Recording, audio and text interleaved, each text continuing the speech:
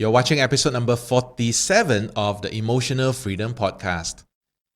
Have you ever have that experience whereby you make an assumption and because of the assumption, it backfired on you and you have learned your lesson, but you just go on making assumptions again the next time? Well, if you have, you know how ridiculous that could be, also how embarrassing it could be. So in today's episode, I want to share with you one experience in my life when I made this assumption, and although there was probably not any bad consequences out of it, but I think it was just really embarrassing. I'll tell you about it. Stay on.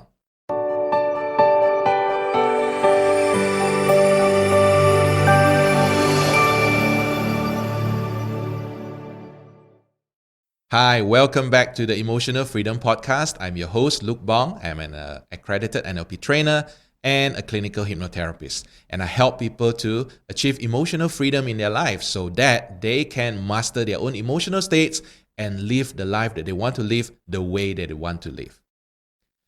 Now, if this is the first time you have joined us in this show, I just want to say welcome. And you can also find all the previous episodes on YouTube as well as the podcast platform of your choice.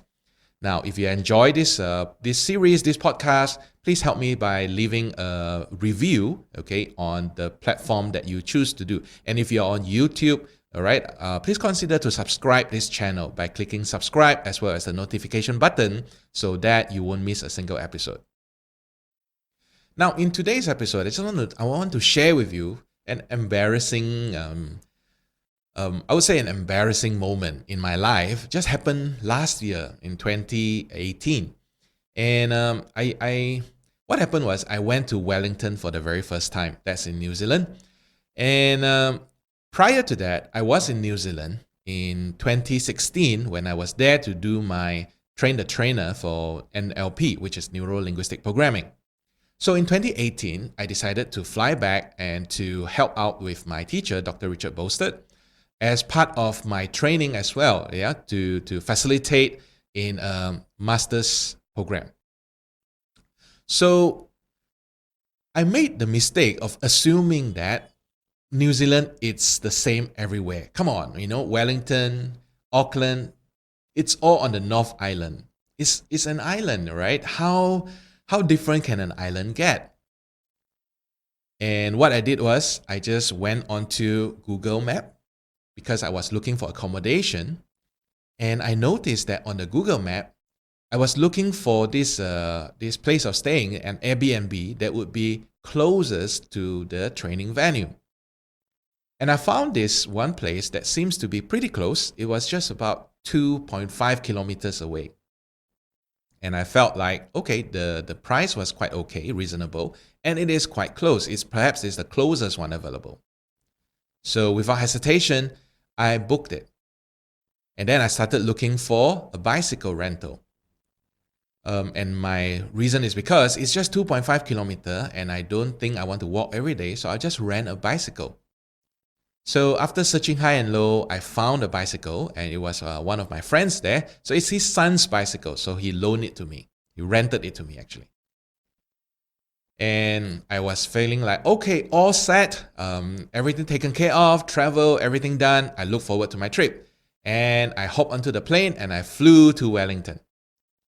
And as I was about to land in Wellington, suddenly I had an OMG moment. I was like, why are there so many hills in Wellington? How come nobody told me about that? That was the first thought in my mind.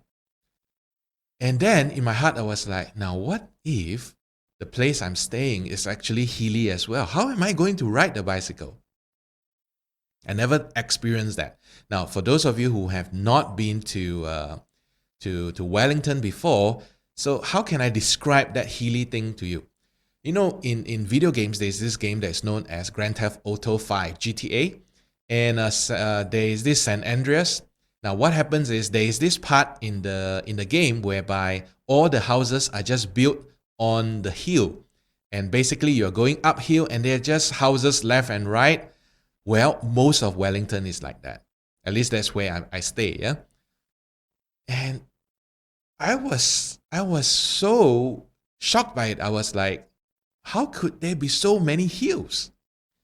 So I touched down, I jumped onto an Uber ride, and the Uber driver took me through Wellington city. And I felt like, okay, so it's not that bad. There are still flatlands as well, which reminded me a little bit of Auckland.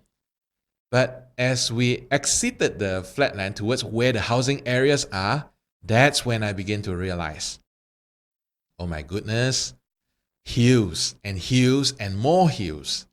And finally, he brought me to the place where I will be staying.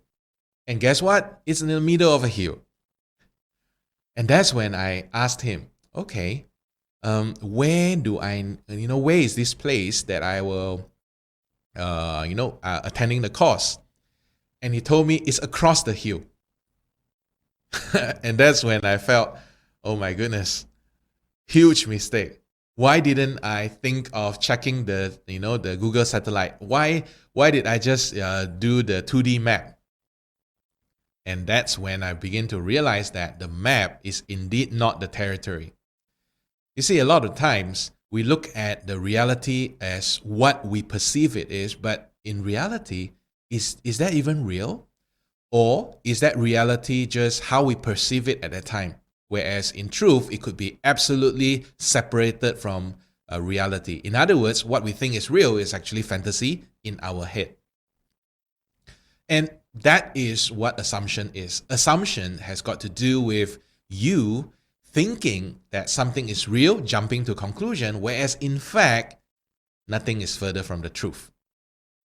So I always remind myself of that Wellington embarrassment for me, where I actually rode the bicycle up the hill once, and I was like, I will never ever do that again. So I paid the rental in full, but I returned the bicycle. And that's what happens when people make assumptions. So remember, the map is not the territory. And if you're a foodie, the menu is not the meal, right? You go to a restaurant and you look at the menu, and the menu is like, wow, this is amazing. But when the real food is served to you, it's like, is this the same thing?